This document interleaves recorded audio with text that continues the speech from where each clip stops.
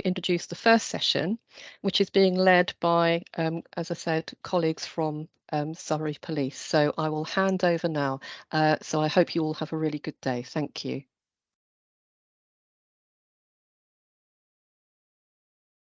Good morning. I'm Rebecca Davies. I'm a DC with Surrey Police, and I'm your first speaker today. And I just want to say thank you very much for having me to speak to you this morning. I'm really pleased to be here.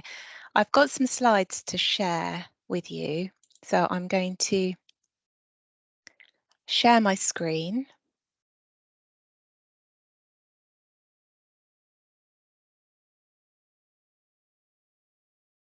Can everybody see that slide? Can someone just let me know if that's working, please? Yes. Thank you.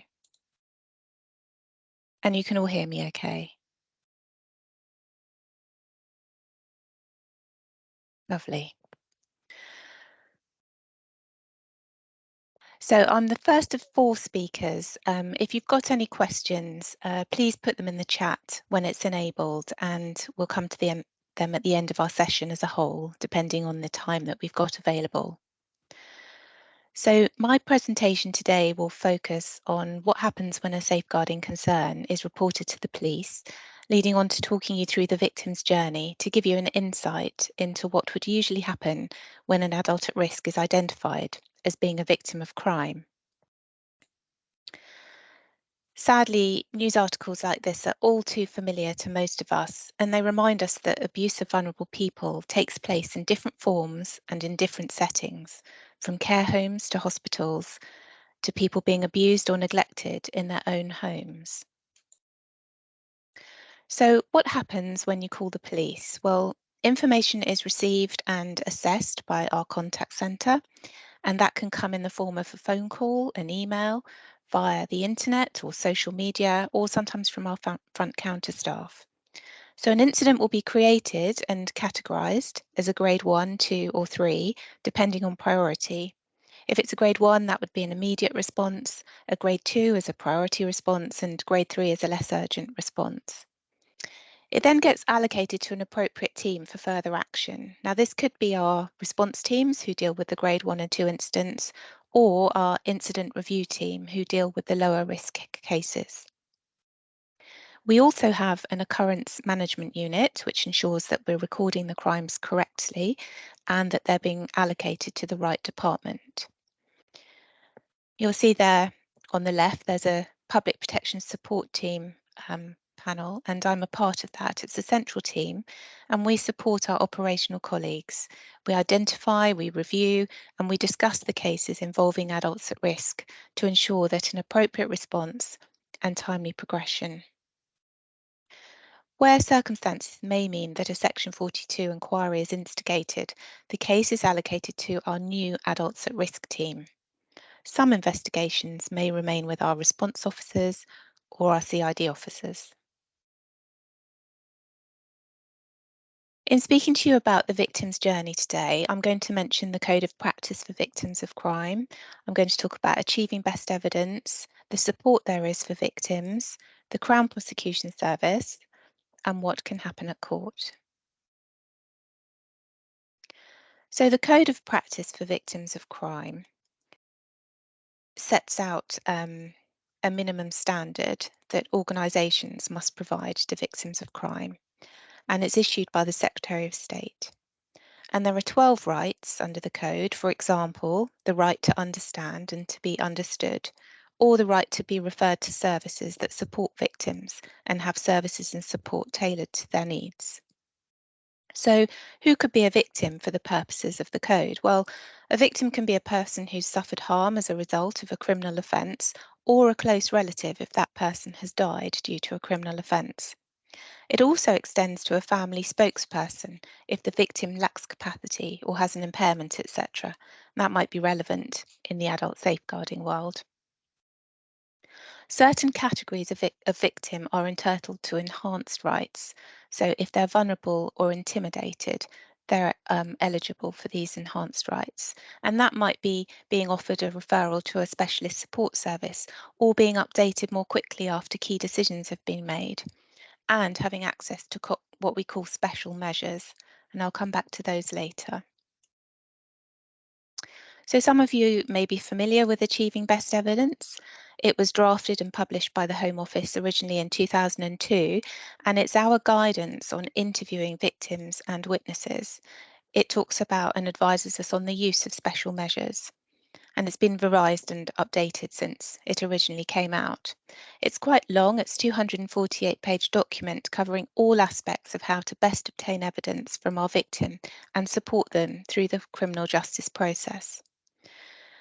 Now, certain categories of adults are classed as vulnerable for the purposes of achieving best evidence, and these include people with a mental disorder, as defined by the Mental Health Act, people who have a significant impairment of intelligence or social functioning, or people with a physical disability or physical disorder.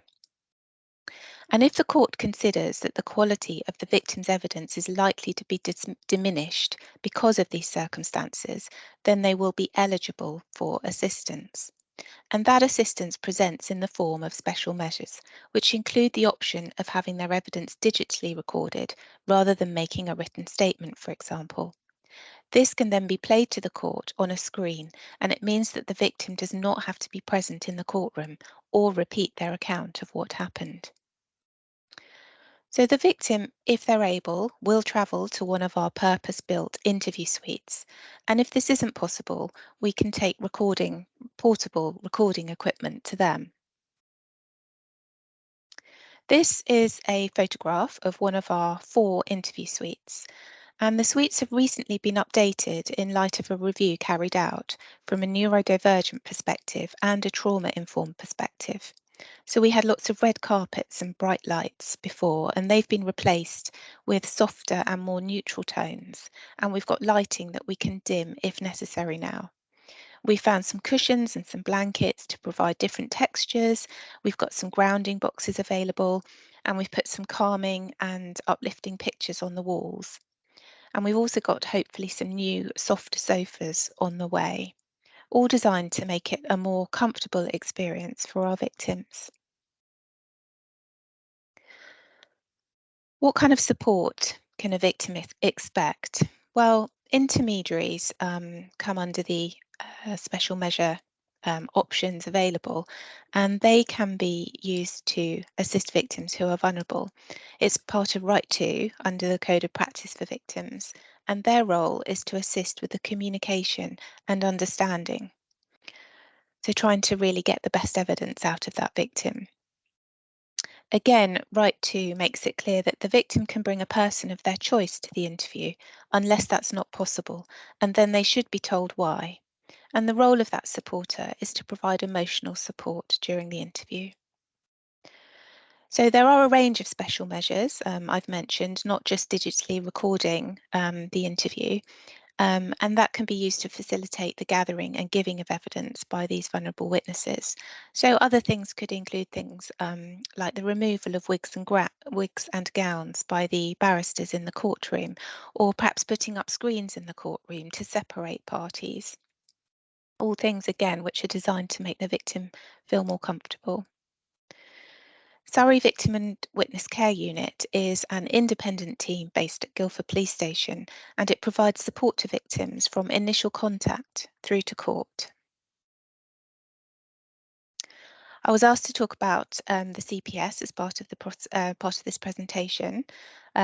What they do is they decide which cases are prosecuted, they provide advice on appropriate charges, they prepare the cases and present them to court. And it also provides information and support for victims, and is also bound by the Victims' Code of Practice. They also have to consider whether there's enough evidence against the suspect to provide a realistic prospect of conviction. And what that means is, having heard all of the evidence, is the court more likely than not to find the defendant guilty?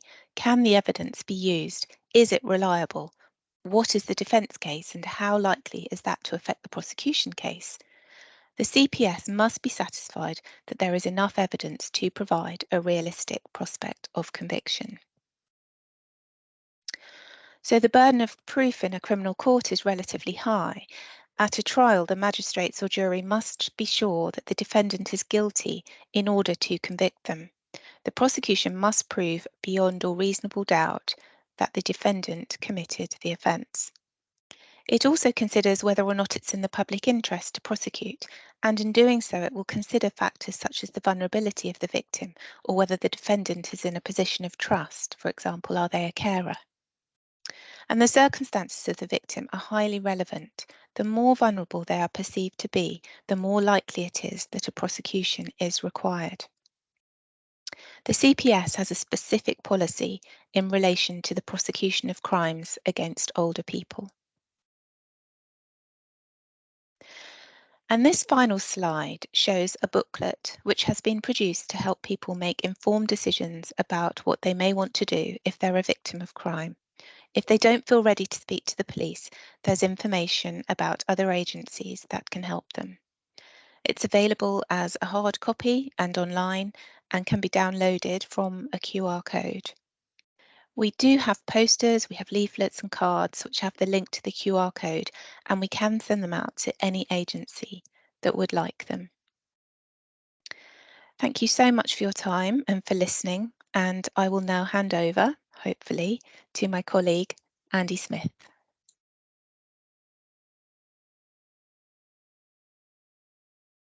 Yes, good morning. Thank you, Bex. Thank you, everyone, for your time this morning and for the opportunity to give this very short presentation. Just feeding on and building on what Bex said in hers, I too have a few slides that I'll be sharing very shortly, and I'll talk through the content of them. I'm going to try and share now, so bear with me for 1 second.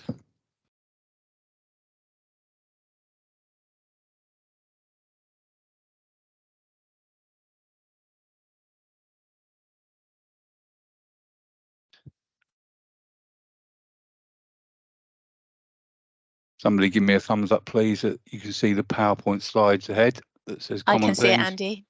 Thank you.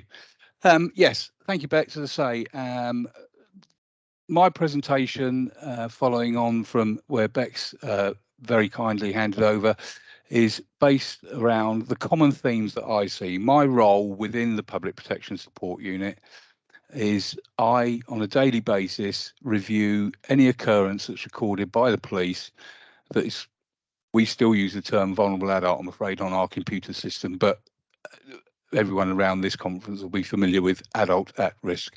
But I review all of those occurrences that are recorded. I review them for the purpose of seeing whether they are or fall under the umbrella of a Section 42 investigation, or whether they are not, and where they appropriately belong for investigation or further actions, etc. I'll go through some of the figures shortly in terms of how many that we see, but I will say from the very outset, there's no science or any great level of research that has supported the slides that I produced. It's simply based on what I see on a daily basis and what I've been doing for a number of years now. And when I say there's no science based on it, I actually found out the other day by listening to the news that I too, like Boris Johnson, gave up science at 15 years of age. So therefore, I've only produced from what I see on a daily basis. There are 4 bullet points that I identify and are broadly headlined here. I'm going to talk through each one of them. And the first one, whilst it's a biologically factual statement that adults aren't children, what I mean by that, and what I hope to get across today, is that society, officers, agencies, the media, even our parliament are very much attuned, and probably more attuned, to child abuse and child protection than they are of adult abuse and adult protection. It's my view that if did a survey in the street and asked people if they have any knowledge or memory of Victoria Climbié and or Baby P, there'd be a significantly higher number of people saying they have some memory, some knowledge, some understanding of what those cases are, than if you ask those same people if they have any memory or knowledge of Francesca Hardwick and or Fiona Pilkington. Those numbers would be quite a significant difference. And whilst there has been media coverage, most recently in a Panorama documentary around a hospital in Manchester, I would still challenge the fact that child abuse gets more attention than adult abuse. Which leads me into the second point, where I said adult abuse does not get the same attention as child abuse. As I previously said, I have heard on many occasions, and not just within the police, that adult abuse, adult that's at risk, is often referred to as, and I quote, the poor cousin to child abuse investigations. Now, whilst I know that some senior managers, when they hear that, don't like the term, my view is that they don't like the term because the truth hurts in times. My view, again, that everyone online here will acknowledge that conferences such as this, joint working, the sharing of information, the identification and the promotion of safeguarding adults is the way that we will challenge that view and bring adult abuse to the fore. The last point there is there's not a lot of joined up working between police and partner agencies. True, to some degree, although there is a great deal of improvement on that now. And again, I'm going to talk later as something else Bex touched upon. Now we have the adult abuse investigation team, and I'm going to expand a little bit more on them very shortly, and that will explain a bit more what I mean by that point.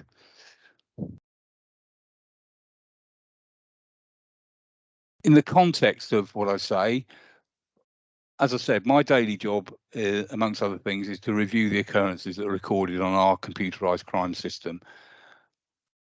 On average, between myself and the others in the team who do the same role when I'm not around, we will identify, on average, 13 plus occurrences that are Section 42 or could well be Section 42 investigations on a weekly basis.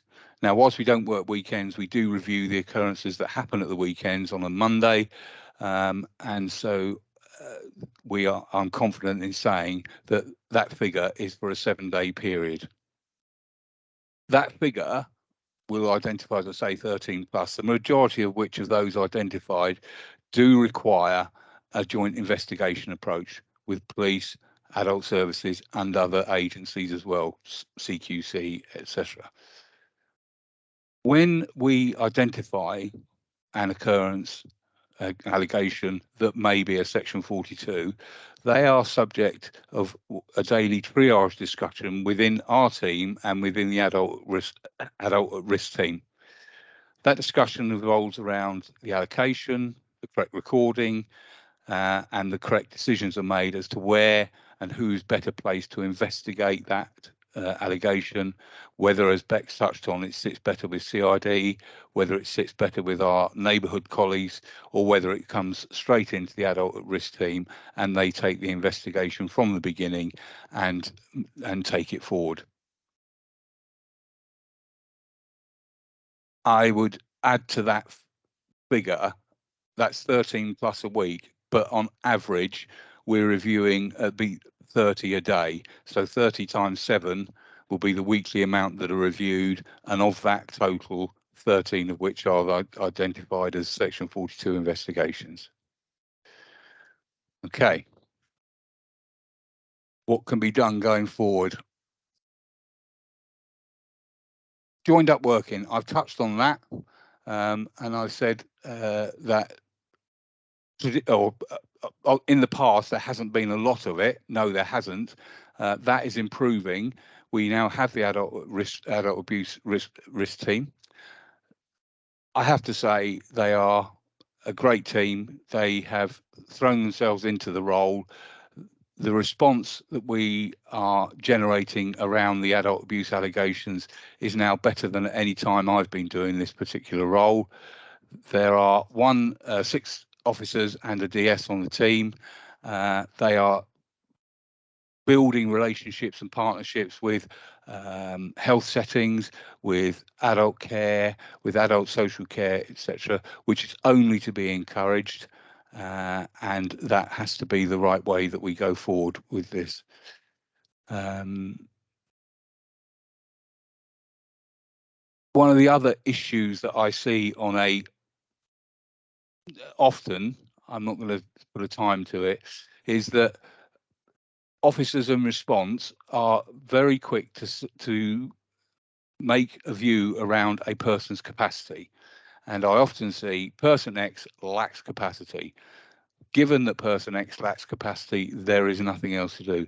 Again, I'm talking to the initiated on this conference, so everyone would be familiar with the fact that capacity fluctuates, capacity is decision specific.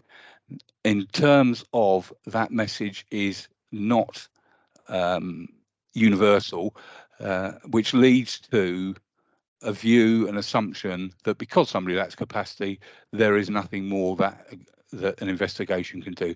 Well, as Bex has already spoken about, there are a number of ways that people are protected and looked after and have rights under the Victims Code. And simply to dismiss someone because of a lack of capacity is not complying with all of the issues or all of the points that Bex made in her very good presentation.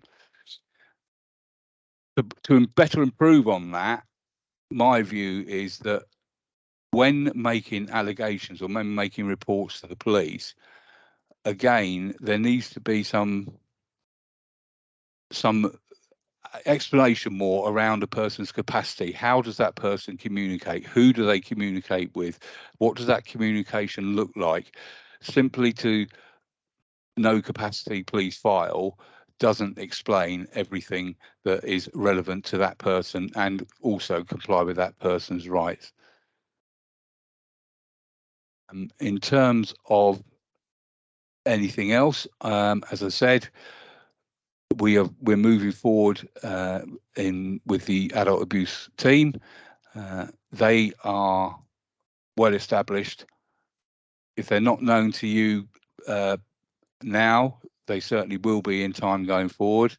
I think in terms of police adult social care, there are training needs. There are training needs around joint investigations, joint interviewing, capacity levels, what medical care notes look like, what a care plan looks like. And I think all of these issues that I'm literally just touching on in the presentation are things that we need to sit around the table, identify and take forward through training to jointly to organisations to improve what we do for adults who are at risk or have suffered abuse. And as Bex has said, if there are any questions or comments, please put them in the chat room and we'll pick them up when there's time to do that. Other than that, that's my presentation. I hope that you have got something from it. Thank you for your time in listening. I'm going to hand over now to Ben Kirby from our economic crime, and he will obviously take you through his part of the presentation. And again, thank you for your time. Thank you very much, Andy. Stop sharing, but with Hopefully that.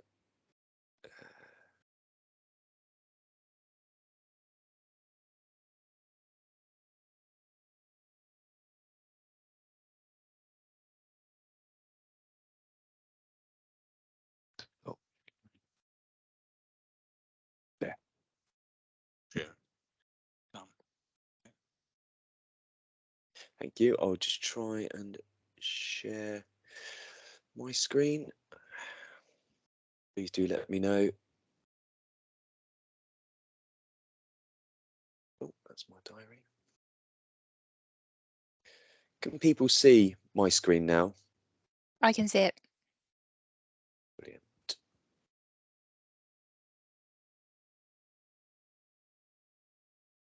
Okay, please let me know if there are any issues. Hello, everyone. My name is Ben Kirby. I'm a Detective Sergeant for the Economic Crime Team for Surrey Police, even though we're a collaborative team, Surrey and Sussex.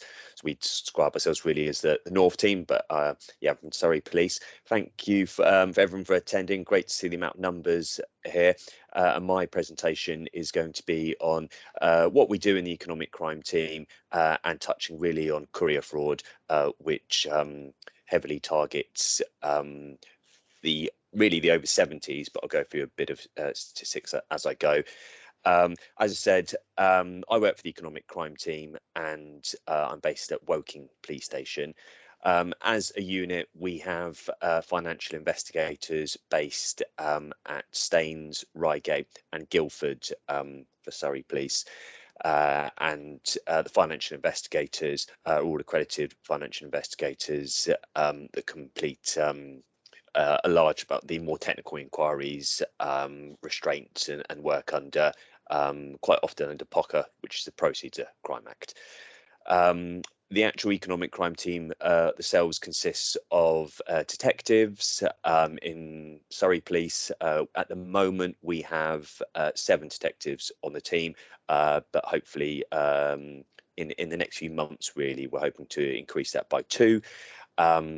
We've got a number of financial investigators across the unit, which I think that must be around the sort of 20 plus, and also financial intelligence officers who do a lot of work mainly with really partner agencies, the banks, the NCA, and deal with a lot of information that is coming in. We do offer an out of hours service, so largely we work core hours of Monday to Friday, but in the evenings and on the weekends, if for instance a very serious incident happens or we have a high risk missing person, an on-call, usually an FI can be contacted, and they will have out office numbers for a lot of financial institutions, which have to be authorised by the NCA, which can be a really fantastic tool for, as I said, finding high risk missing people. It does have to be high risk. The financial investigators can advise the person in charge of investigations on the Proceeds of Crime Act and financial intelligence opportunities. However, they're not fraud investigators themselves. Largely as a unit, we deal with very serious fraud. I'm sure if I asked you what you thought we do in the economic crime team, everyone would say fraud, very serious and complex crimes, which is exactly true. It's what we do, but we do an awful lot more than that, as well as investigating the serious and large complex frauds.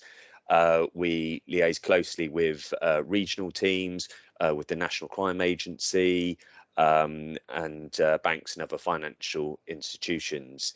That can be proactively where they will come to us, or we will go to them. There's certain elements of say banking that if they suspect crimes, then they have to come and tell us some bits. We try and stay on top of all the economic trends in terms of fraud. We have arranged for banking notification forms, which is a Surrey-based thing at the moment, which is trying to spread further across nationally, and that it makes it easier for the police to actually speak to the banks. And I think in general, the banks have quite a bad rep, really, quite often not talked about in the nicest words. But actually, having joined the economic crime unit for a few years ago now, they do actually some really, really good stuff, especially in terms of vulnerable adults, and they can notify us as we notify them. And we can send out units, largely PCSOs, in the form of what we call signature visits, and really out of the blue for some people, if vulnerabilities and crimes are suspected, they can go out, knock on the door, and sometimes everything's all in order, and sometimes investigations are commenced that way. But it's a really proactive element that almost every day is really beneficial, especially for vulnerabilities. What else do we do? We hold fraud clinics every month. So that means our specialist detectives go out onto divisions and speak to police officers and detectives about their current fraud investigations, making sure the direction of the investigation is good and it's all going positively. And as well as fraud, we also hold really the portfolios, I guess, for electoral malpractice and bribery and corruption. So that's just a few of the sort of core bits that we do on the unit.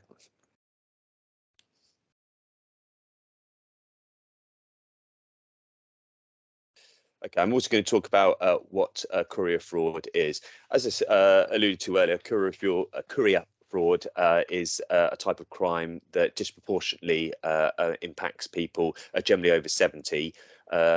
According to City of London statistics, we're seeing victims-wise, about 37% of them are men and 63% of them are women. And between May 2022 and May 2023, in total, there were 1,847 reports of courier fraud, with 1,587 of them. So what's that, about 80%? The victims were over 70. We're seeing large amounts over 90, and we've even had victims over 100. So it is targeting these elderly people. 43% of all reports, the victims were based in either the Met policing area, Surrey, Sussex, Thames Valley, and Hampshire. So a huge majority of those in those counties, and it could be because of the proximity to London, and we are seeing suspects quite often located there, and it's a crime that you know, it doesn't have to be done committed in the county that the victims are initiated from there, and also obviously the counties I mentioned are relatively affluent counties, so suspects are hoping they're going to get more money from doing it there. Last year, well, in the May 2022 to May 2023, 16.3 million is predicted to have lost to courier fraud, with even care homes and assisted living places being targeted. Unfortunately, I don't know if the 16.3, that's confirmed losses or just confirmed or total losses, because some courier frauds will no doubt unfortunately happen and never be reported. People can get quite embarrassed about being a victim of this one. And for those of you that aren't aware of what courier fraud is, I'll tell you now. So first of all, what generally, this is just a typical way it can happen, although like everything, there will be differences between crimes.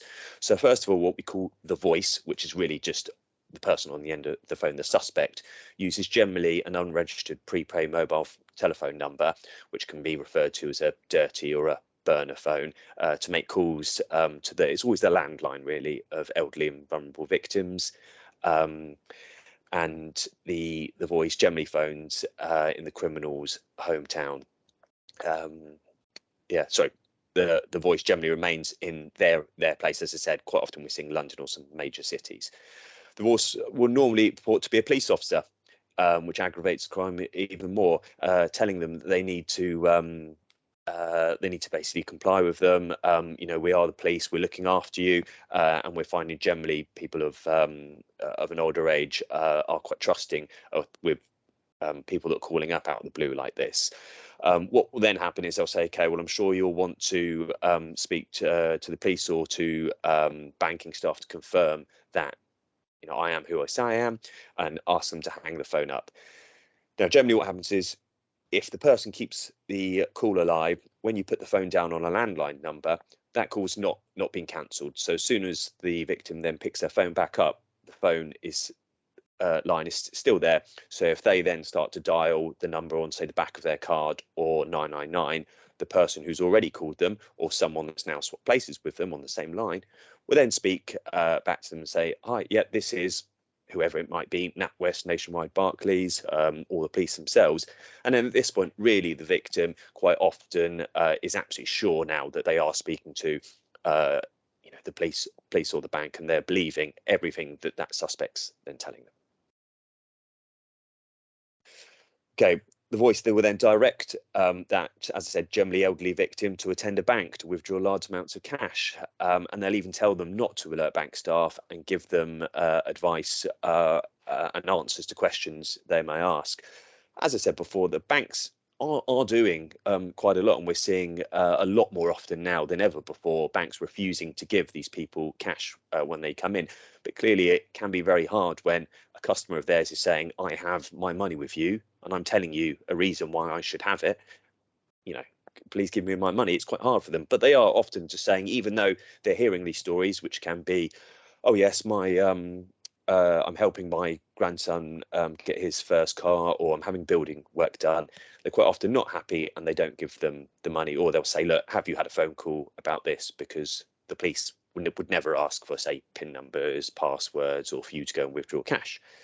But unfortunately, as you've seen from the statistics, it still does happen. So people are attending, and quite often it might start with a bank, but then they might be asked to go to a bureau de change and exchange and get euros out, things like that. Or even jewelers. We've seen people being asked to buy expensive watches, Rolexes, out, and some of that can seem almost unbelievable, but unfortunately it is happening. That such as the trust is gained from these people, because this is their job. They are, you know, doing this for money, for large amounts of money, and they, you know, they are believable when they're making these calls. Quite often people are repeatedly targeted as well, especially if on the day police aren't involved. Then, you know, the next day they could get another call from the same person or someone else. Okay, generally we're seeing that these the callers are from organised crime groups, as it is quite an organised crime. What they would do is once someone has got the money out, quite often they're asked to keep the phone on the whole time as well, just so they can hear what's going on in the background. They can make sure police aren't aware.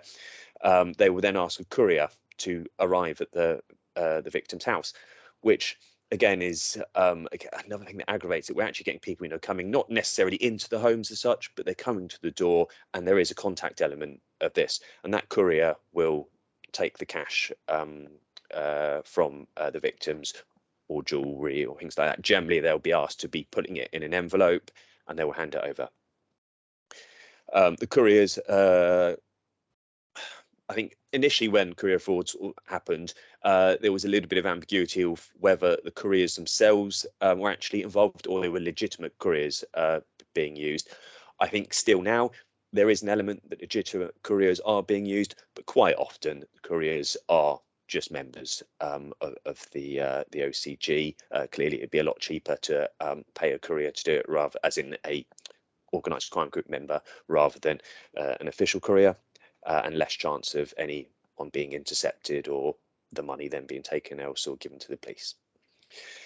What we're seeing now is a lot of the couriers are travelling by train. Quite often it used to be by car, but due to ways in finding out the direction to travel, and once it's happened, finding out where cars have gone and the routes, I'd say quite often it's train now, because, you know, someone's got hood up and mask, especially with COVID, things like that, it's much harder to actually identify anyone.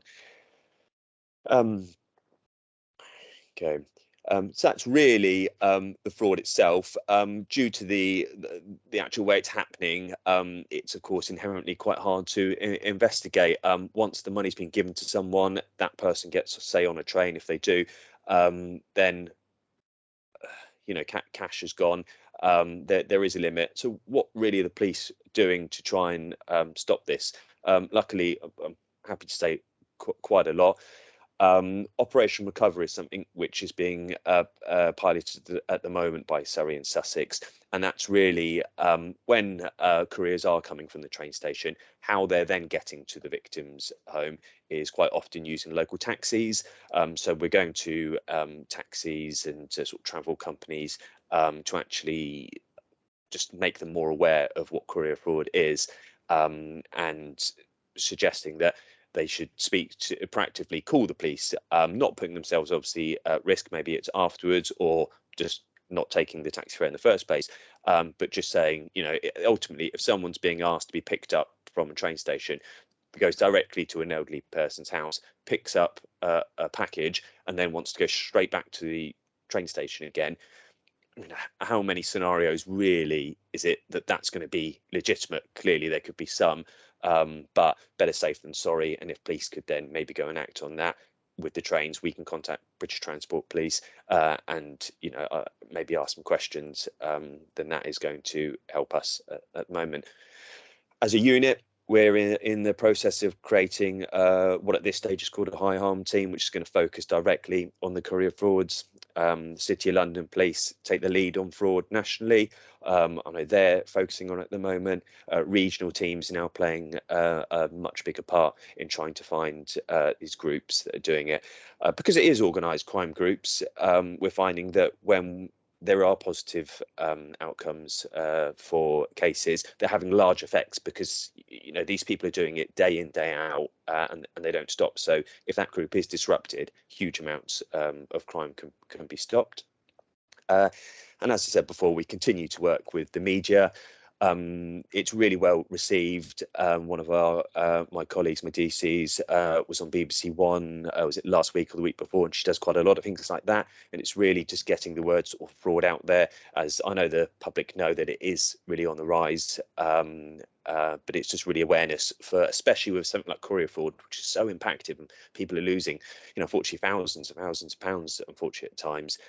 It's just if people are more aware of it, and the fact that the banks and the police will never ask you to go to the bank legitimately and say lies when you're there and take money out. It can be stopped as simple as that. One phone call. No, I'm not happy with this. But I'd obviously always encourage and ask people to encourage people to report that to Action Fraud, or if it's a crime that's currently taken place, call 999, because the numbers that are being used to call the victims, they change so often. But if you can get in there and stop it, then, as I said, there is a lot that we can do, and hopefully we can stop this trend of courier fraud. Well, I appreciate that was quite a whistle stop on there, but thank you very much for listening. That's my presentation done.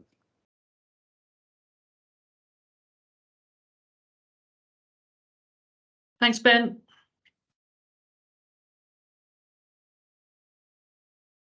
Okay, I'll just share my slide deck. Can someone just let me know that you can see my slides? I can see them, Joe. Perfect.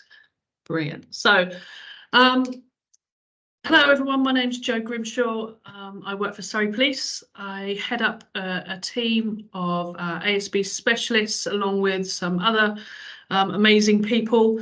But today I'm going to be talking to you about the issue of cuckooing, which the ASB specialists deal with probably on a daily basis now, and just to kind of raise the awareness of the issue and what we can all do together as partners to deal with it. So it will be a very, as I say, a quick session today. So, excuse me, just for those that maybe don't know that are on the conference today, the term cuckooing, which has kind of seen a little bit of a rise in media and in the kind of the Coronation Streets and the East Enders as such, but literally the word cuckooing comes from the cuckoo bird, who will lay their eggs in somebody else's nest and then fly away and leave the parent bird to bring up their offspring. And in regards to the adult version, it's very much about exploiters identifying vulnerable individuals who will have access to a property, whether they rent it or whether they own it, and they will befriend them to get themselves through that front door, and then once behind that front door, the exploitation begins. But it is exploitation. I think that's what we have to remember. We have to kind of put aside the bird and actually look at it as this is adult exploitation. And there are two types of this type of exploitation. There is the one which is intrinsically linked to the production, the selling, or the storing of drugs in a property. And it can be just one of those, or it can be all of those. But again, they we've talked about organised crime groups. This is where we get the county lines individuals that will come into Surrey, identify some vulnerable people, and will then schmooze their ways into the house, and then will set up shop to sell their drugs. And then the other one, which we're starting to see a bit more here, is just where actually we have exploiters that are just using the property for somewhere to stay, but to also, you know, have free electricity, somewhere to stay the night for free, and kind of exploiting someone physically, financially, or sexually. But again, you know, these are all happening behind closed doors, and the issue is do we know what's going on? So from the point of the person that's been exploited, we have got some great feedback now from the victims we've been working with. And as you'll see, is that actually once they have allowed that person through the door, and again, they are very controlling and coercive in how they get through the front door. They will use the fact that maybe they've been sleeping rough, or their mum's kicked them out, or you know, they just need somewhere to come for the day. What tends to happen is that once they come for the day, they actually don't leave, and when asked to leave, will be using violence, fear of violence, and actual violence to keep control of that property. And here are some of the kind of words that we've taken out, some of the victim impact statements that is happening in Surrey. And again, you might find interesting the one in the middle there just shows again how organised crime is using this tactic, is that they're actually going into prisons or within the prison system and asking people if they know somebody on the outside who would be susceptible for this type of exploitation. And if you can give someone an address, and the organised crime group or the county lines can get into that address and start working from it, then you will be rewarded with bags of spice, etc. So there is a huge risk to anybody who is allowing this type of exploiter into their home. But there's also the community experience, and probably from my point of view, from my team's point of view, and from a policing point of view, is the first time we would hear about something going on that potentially is that exploitation of somebody within their home is because of the antisocial behaviour that comes from that property. I've yet to find anyone that runs a crack den orderly. There is lots of disorder. There'll be lots of people coming and going. There'll be fighting. There'll be litter. There'll be frequent visitors. If you're looking at an address where they are selling from that address, a busy address can be 30 or 40 people a day. Ringing that doorbell, ringing the kind of the communal doorbell, the doors banging. So there's some really huge issues, and it makes people scared. It makes them anxious. We have evidence. We have people tell us how they can't go to work because of the noise that's going on, that people aren't sleeping, that they can't form when they get to work, that they can't invite their grandchildren over because they're embarrassed and they're concerned about who's living next door, who's living in the flats. But what we also know is that actually as residents, that where we have someone that's vulnerable and someone that's been exploited, is that they understand that, and actually they don't want that person to be taken to task around the behaviour, because they can see that they're being exploited. But because of the violence that comes with these exploiters, it's very hard as a member of public or as a resident to challenge what's going on. So this is probably the first time that we will hear that there's an issue potentially behind the front door of one of these addresses. So as police, there are a couple of tactics that we can use under the Antisocial Behaviour Act.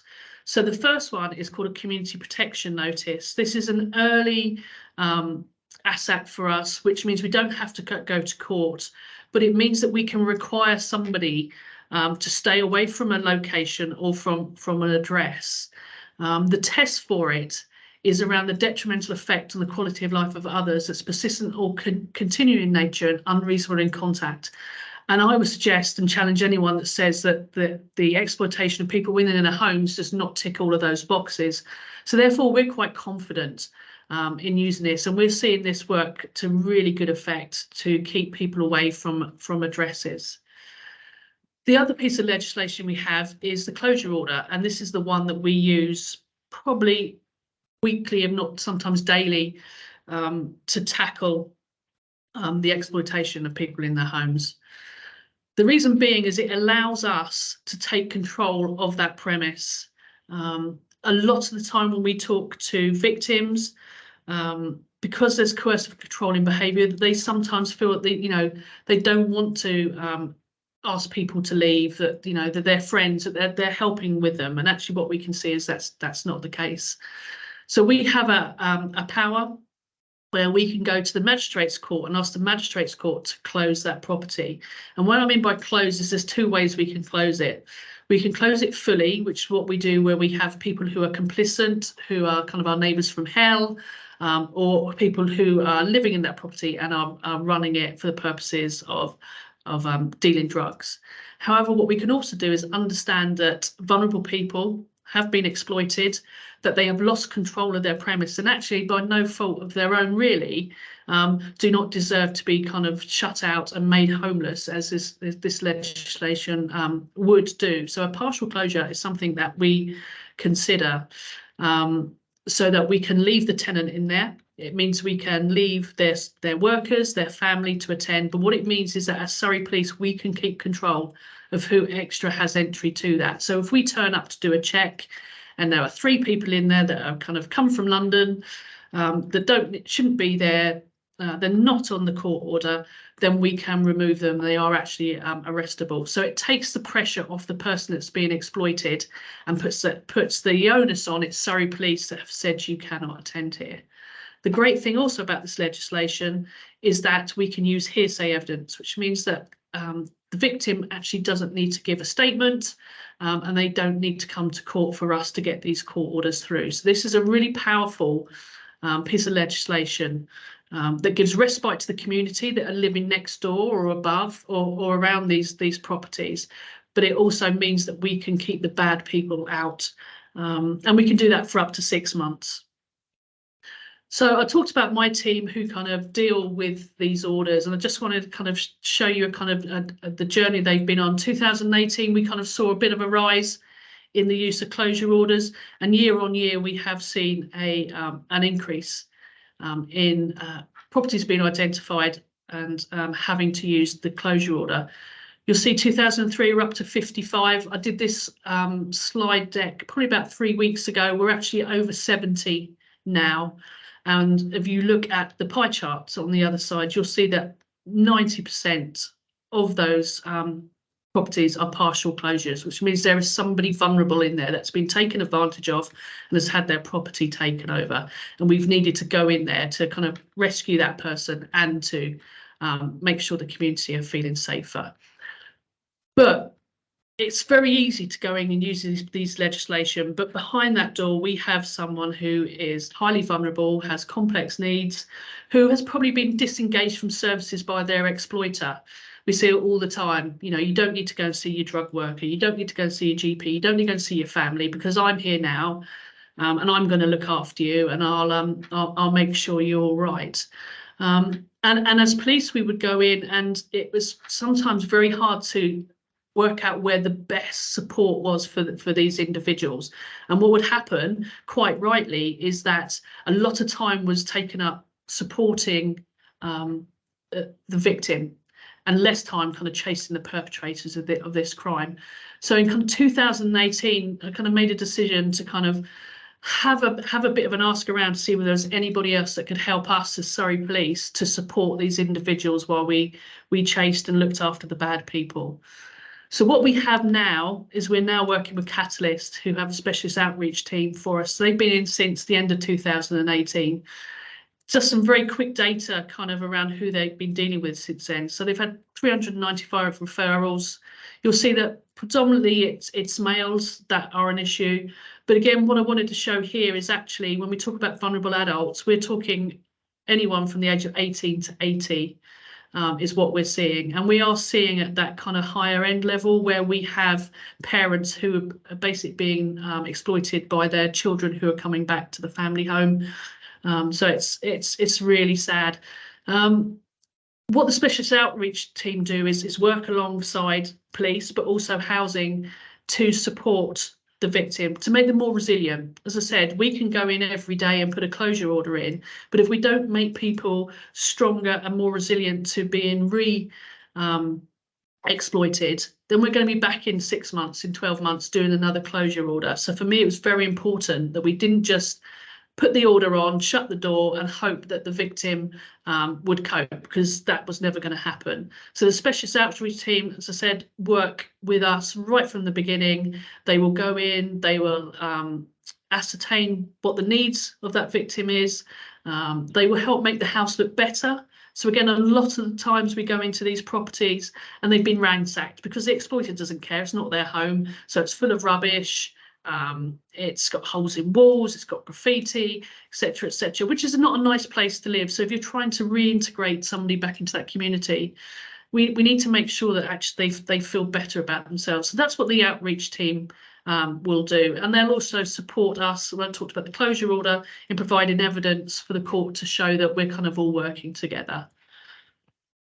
But as well as kind of reacting to when we find these, what we've been able to do by working with Catalyst is to build a kind of library about kind of what makes someone a bit more susceptible to the exploiters. What are they looking for in regards to a potential victim?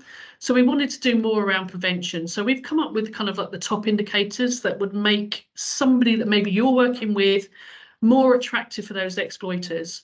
As you will see at the top of the list there, probably to no surprise, substance misuse. It is an issue. Exploiters, especially those that are linked to county lines, drug lines, will use free drugs as an incentive to be allowed to use a property.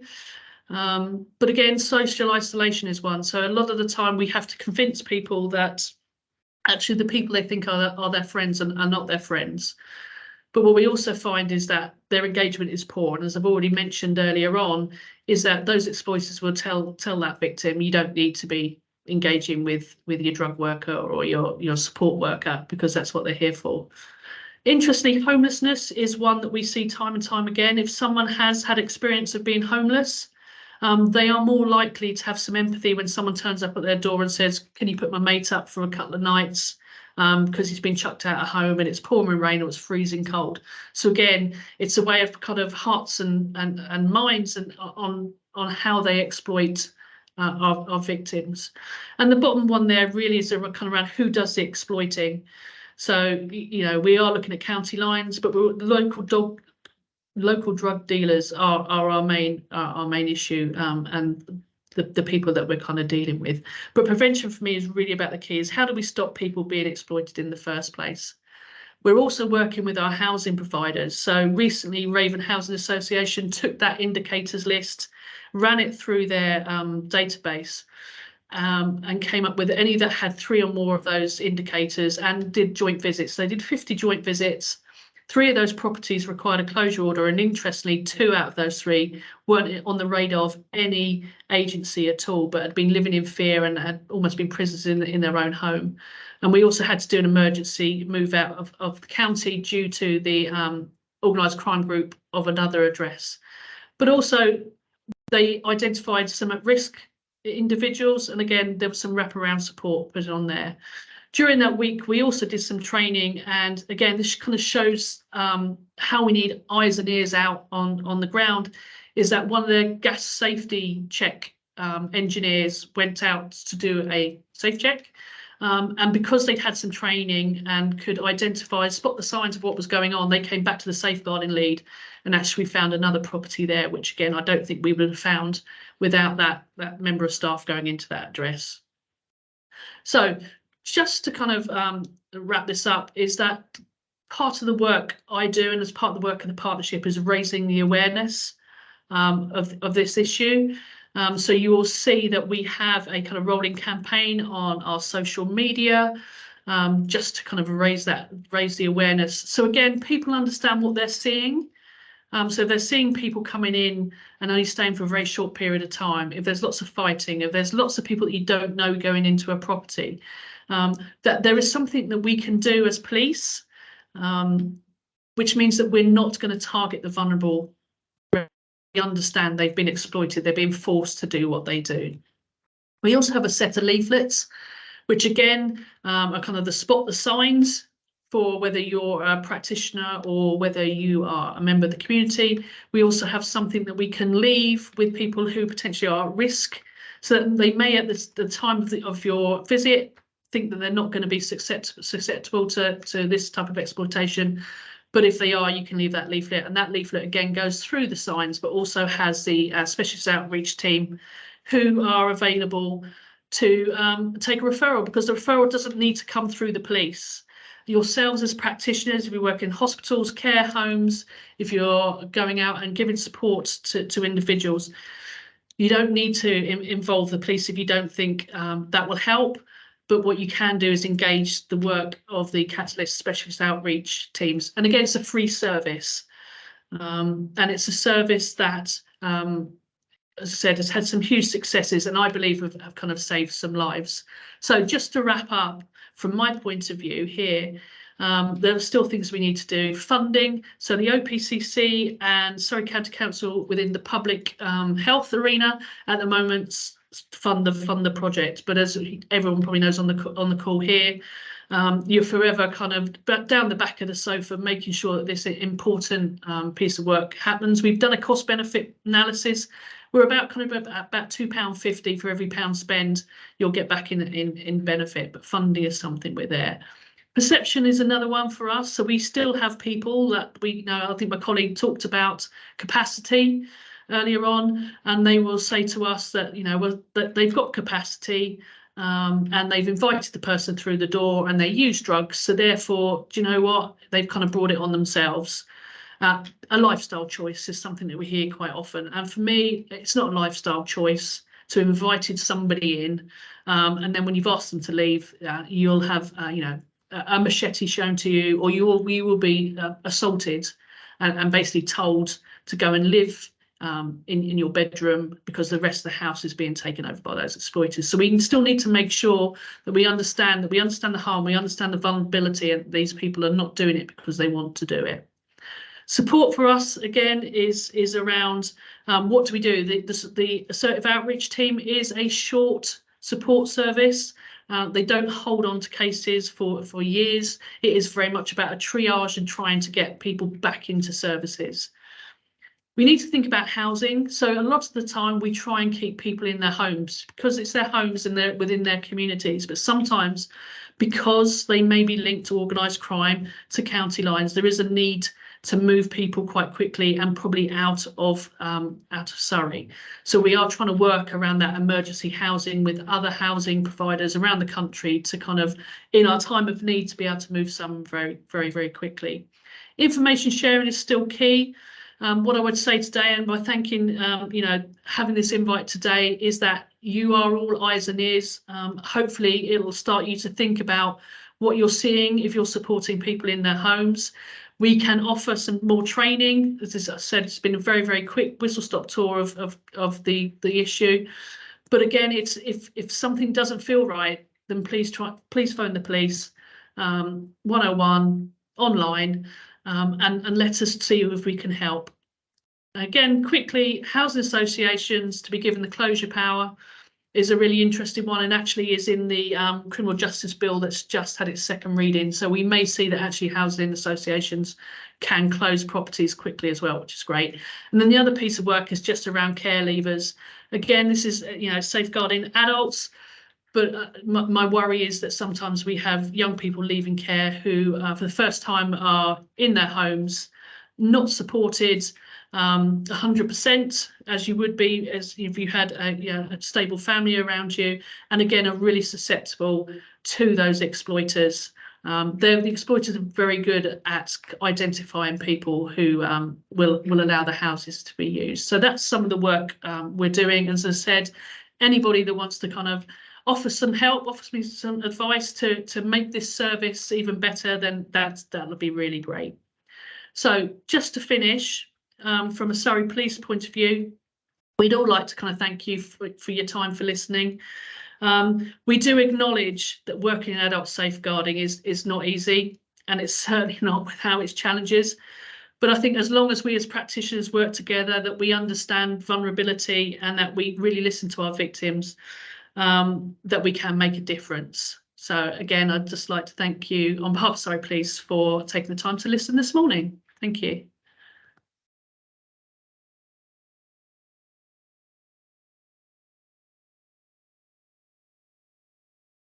Right. I'm thank you very much, Surrey Police, for that presentation to the conference. It was very, very welcomed and very, very informative on lots of areas the police take. Hopefully you saw all the accolades I'm saying from all our attendees here with all the claps and hands up. So thank you for that.